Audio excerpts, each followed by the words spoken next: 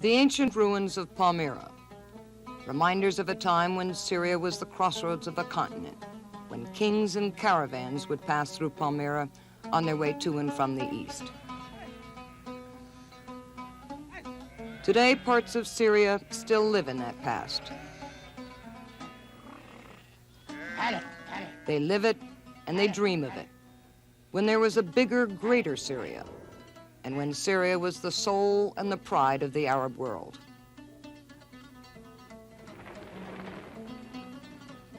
Syria is no longer the power it once was. It's been beaten in wars. Some of its Arab neighbors are enemies, but now Syria is trying to regain its position of prominence.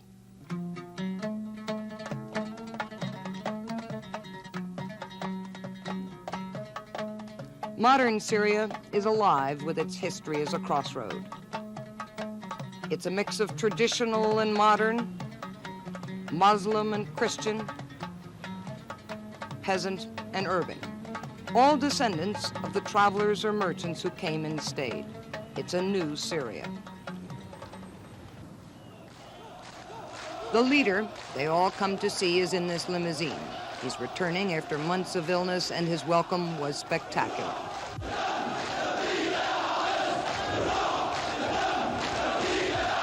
To the Syrians, Hafiz Assad is no ordinary hero. Despite his illness, despite a devastating defeat by the Israelis in Lebanon, despite U.S. efforts to sidestep him, he has turned events around in his favor. These supporters chant, "With our blood and with our soul, we will sacrifice ourselves for you, Hafiz Assad." In the 13 years since he seized power, he has achieved an indispensable role for Syria in the Mideast.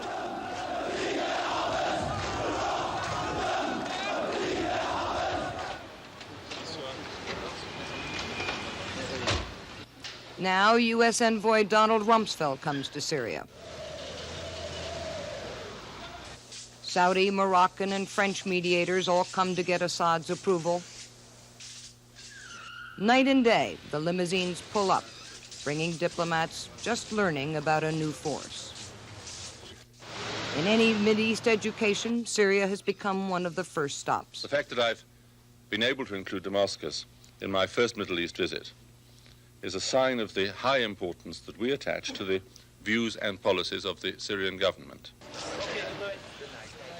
They try to persuade, to pressure, to mollify, but more often than not, they come away frustrated that Syria goes its own way.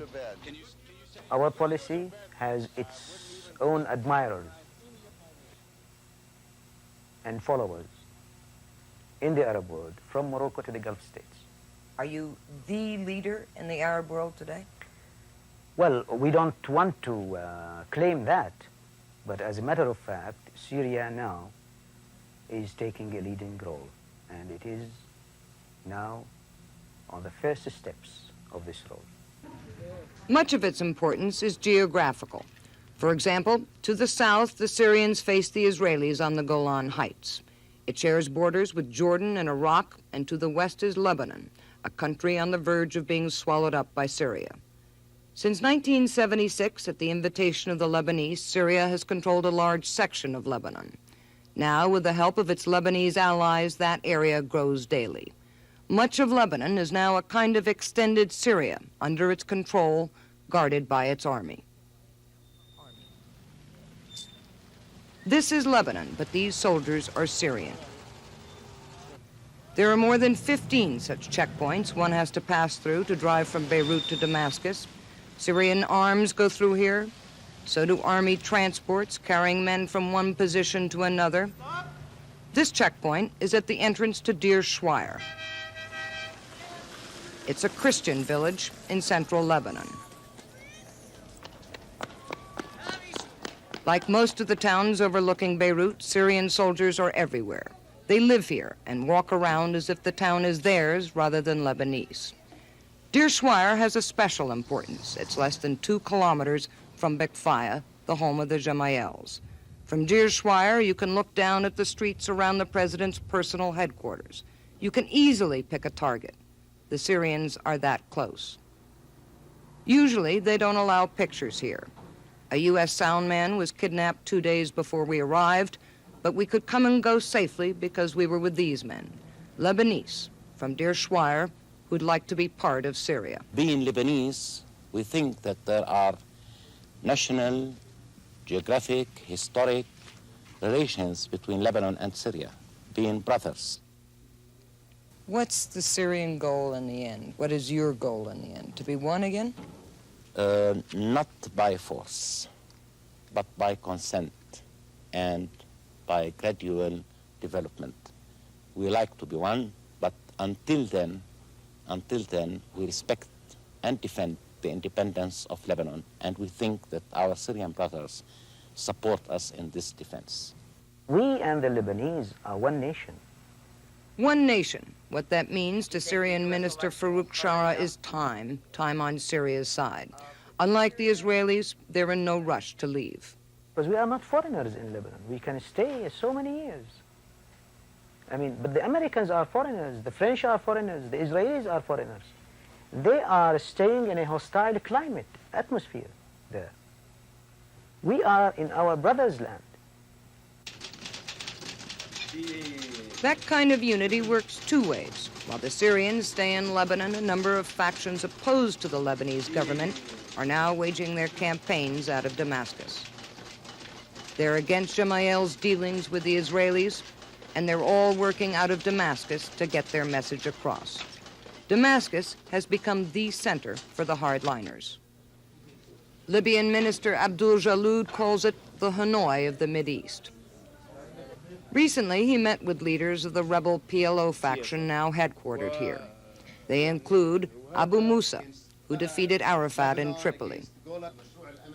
Now that they control the Palestinian forces in the region, this coalition is once again turning to the Israelis and to what they call the crusading forces. The year 84 will be a year of volcano. It will be a year of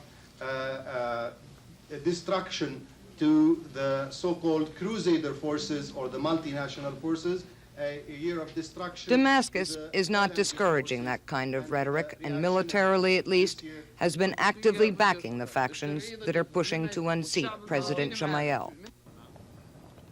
That's one of the reasons Druze leader Walid Jumblat now works out of here, rather than from his home in Lebanon. That excellent relation is largely based upon military support. Tanks, arms, and rockets that the Syrians got from the Soviets and are now selling or giving to the Druze. Last week, on one day, some 400 tons of ammunition were reportedly trucked to the Druze front lines. This was just an exercise, but in Lebanon, the targets are real. The man who did a lot to build that army is General Slas, Syria's Minister of Defense. He loves movie stars and glamour. He loves beautiful objects. And he's an avid collector of guns.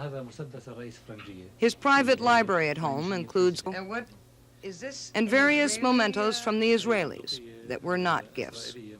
His concern in Lebanon is not Gemayel, but Israel, and getting Lebanon firmly back in the Arab fold. ما بيهم أمير جميل موجود ولا غيره، يعني إحنا ممكن نتعايش مع أي رئيس جمهورية بيجي لبناني، لأنه بالأساس إذا كان أمير جميل بده يكون مع الشعب اللبناني بده يكون هو حر، ما بيكون تحت إرادة إسرائيل ورهن إرادة إسرائيل. لكن إذا كان بقي أمير جميل تحت إرادة إسرائيل لا يمكن أن يستمر بحكم الشعب اللبناني، لأنه كل الشعب اللبناني بيكره الاحتلال الإسرائيلي. President Assad and General Slas on his right have made the threat of war the catalyst that keeps the country together. And the army is everywhere, in the streets throughout the city. Convoys and transports drive through every intersection in Damascus. Army barracks are tucked away in downtown military camps, and no filming is allowed. Will persevere. And that pledge of support has to come from every segment of the country.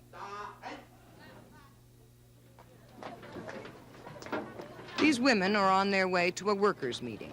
The Baath party, like the government headed by al-Asad, will run the meeting, and socialism begins its reach downward, down to the level of the people.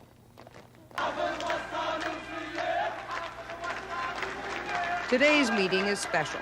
Syria's Minister of Labor, on your left, has arrived to give out the Heroes of Production Awards and to address the workers. This kind of meeting takes place twice a year in every factory, in every business throughout the country. Mahmoud Kadur talks about the Zionist capitalist threat. He talks about the sacrifices workers must make to keep Syria strong against its enemies. War, politics, and production are all mixed together in a message of nationalism that goes on for more than 2 hours. At the end, the awards are handed out, ironically radios and pens from so-called Western capitalistic countries. The winners, those who served their state best. Production, not wages, is the concern of the party-run unions. The average workers here make some 700 Syrian pounds a month, equal to about $130. If they produce more, they can earn more, but there's rarely any overtime. They have to do the work within the 8-hour day. That's what socialism is. You work for the state. We're schooled daily in a kind of Syrian catechism. The people work for the state, they are told. The state is for the people, and the workers and peasants all benefit. Workers and peasants, and they really are called that, are the cornerstone of the Syrian state. This field is near Beda, a village about an hour's drive north of Damascus. The camera was rolling. You must not take any picture if I am not with you. I'm not with you. But you can't do anything to our driver. I will put him in jail tomorrow. What do you mean you'll put him? Right, No, you won't. Come on now, come on. Because I told him from the very beginning not to stop anywhere if I am not with him. And Okay. I told him from the very beginning. Okay, well- And he knows it. All right, well, we'll get in the car, but I'm sorry about that. I think you're just upset. You could have at least, he could have at least driven a little quickly, and he could get us. Okay, we'll get in the car now. And you said from the very beginning, it's finished when we're going to the But you're market. not going to do something to I him. will, to that man only, not to you. No, you won't. You are a foreigner, I can't do anything to you. Is that... This is, I mean, for me, this is a very funny story. If you take it seriously, it's funny, really. I don't think our driver thought it was particularly funny. It is a funny story, believe me. I advise you not to take it seriously, because this does not reflect a shred of truth. In reality, it does not reflect anything. Our driver did not go to jail, but he was afraid that he might. And after the threats, he made sure that we were always accompanied by Hamati wherever we filmed. Threats like that are chilling, and they aren't arbitrary. Too many times they've been carried through with, and they keep people very effectively in check. Syria isn't like a Poland or a Chile, where you see police with clubs and tear gas attacking demonstrators. Here, people don't protest against the government. They demonstrate for it. Because like our driver, a lot have learned the consequences of doing anything else. The lesson Syrians remember took place in Hama, a city north of Damascus. 2 years ago, half the city was destroyed by government troops. Even now, no pictures are allowed of the rubble that hasn't been cleared away or reconstructed. Thousands died behind these walls, but today, all opposition there is quiet, and President Assad's poster once again hangs in the city. Now, the president is looking to be tough to the opposition outside his country. In his last speech a month ago, he talked of the Israelis and of the Arab countries who cooperate with the enemy. He has seen his tough rule work at home, and now he is turning those same policies outward. He may not want